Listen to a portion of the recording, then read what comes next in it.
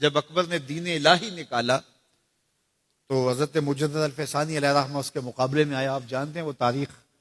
تو اس نے کہا تھا کہ السلام علیکم یہ مسلمانوں کا شعار ہے. تو ایک نیا لفظ لے کر آتے ہیں. جب بھی کوئی کسی کو ملے تو اس کو کہے اللہ اکبر, وہ بھی جواب میں کہے اللہ اکبر. یہ اپنی طرف سے وہ نئی چیز لے کر آیا. لیکن اسلام نے السلام علیکم کیوں رکھا ہے؟ تو اس کا ایک فلسفہ ہے, اور وہ کیا کہ جب کوئی مسلمان کسی دوسرے مسلمان کو ملے تو وہ کہے السلام علیکم. اس کا مطلب ہے تیرے اوپر سلامتی ہو. تو گویا وہ ضمانت دے رہا ہے کہ میرے بھائی, تیری جان, تیرا مال, تیری آبرو, تیری عزت میری طرف سے محفوظ ہے. میں تجھے ضمانت دیتا ہوں سلامتی کی. اور وہ آگے سے کیا کہتا ہے؟ وعلیکم السلام. اچھا تو اگر مجھے ضمانت دیتا ہے تو تو میری طرف سے بے فکر ہو جا. تیری آبرو میری آبرو ہے, تیری عزت میری عزت ہے, تیرا مال میرا مال ہے, اس لیے میری طرف سے تجھے کوئی فکر نہیں ہوگی. اب ایک دوسرے سے انہیں خطرہ نہیں ہونا چاہیے, ایک دوسرے کو ضمانت دے چکے ہیں, عہد کر چکے ہیں.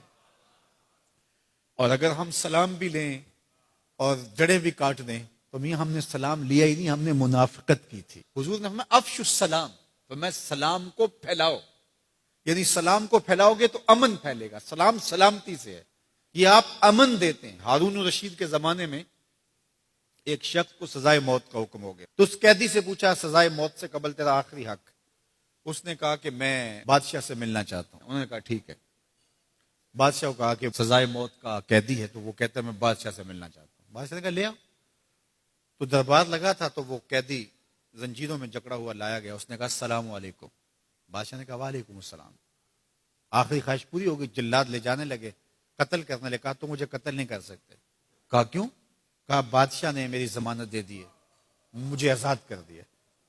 بادشاہ نے کہا میں کب کی ہے؟ کہا تم نے کہا نہیں وعلیکم السلام, تمہیں سلامتی ہو. تو جس کو تم سلامتی کہہ چکے ہو تو کیا اس کے اوپر سزا ہو سکتی ہے؟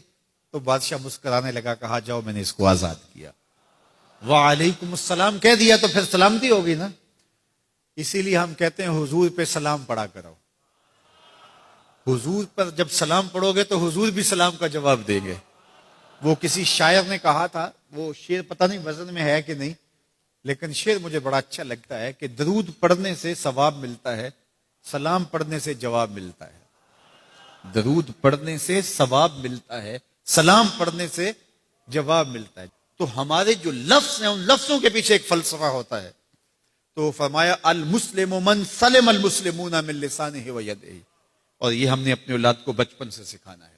اگر ہم نے ان کو اعلیٰ ڈگریاں بھی کروا دیں, ان کو اعلیٰ تعلیم یافتہ بھی کروا دیا دنیاوی اعتبار سے, لیکن یہ بنیادی سبق حضور کا نہ پڑھایا, تو پھر وہ اس تعلیم کے باوصف بھی آپ کو آپس میں الجھتے ہوئے دکھائی دیں گے.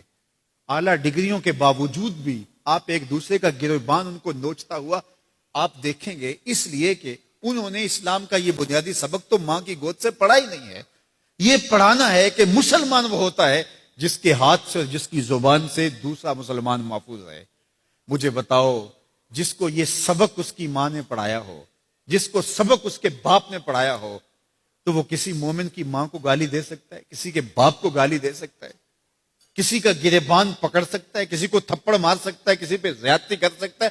کبھی نہیں کرے گا, اس لیے کہ اس کو حضور کا فرمان یاد ہے کہ مسلمان ہوتا ہی وہ ہے جس کی زبان اور ہاتھ سے دوسرے محفوظ ہو. ہم نے یہ سیکھنا ہے اور اپنے عمل کے اندر اس کو داخل کرنا ہے کہ ہمارے رویے اتنے خوبصورت ہوں, ہمارا طرز زندگی اتنا خوبصورت ہو کہ ہمارا پتہ چلے کہ ہم حضور کے غلام ہوتے ہیں.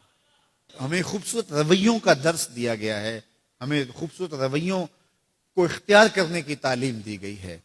تو ہم اپنے آپ کو دیکھیں اور ہم اپنے دل کو صاف کریں, اپنی زبان کو صاف کریں, اپنی آنکھوں کو پاکیزہ بنائیں, اپنی سوچوں کو عفت دیں, اور دیکھیں کہ ہم کھڑے کہاں ہیں. جس کے 2 دن برابر ہیں, آج کا اور کل کا, تو وہ خرابی پہ ہے. سرخرو وہ ہے کہ جس کے دونوں دنوں کے اندر واضح فرق ہو, ہر لمحہ اس کا بہتری کی طرف چلا جا رہا ہو, تو وہ ترقی کی طرف ہے, ورنہ وہ تنزل کا شکار ہو رہا ہے.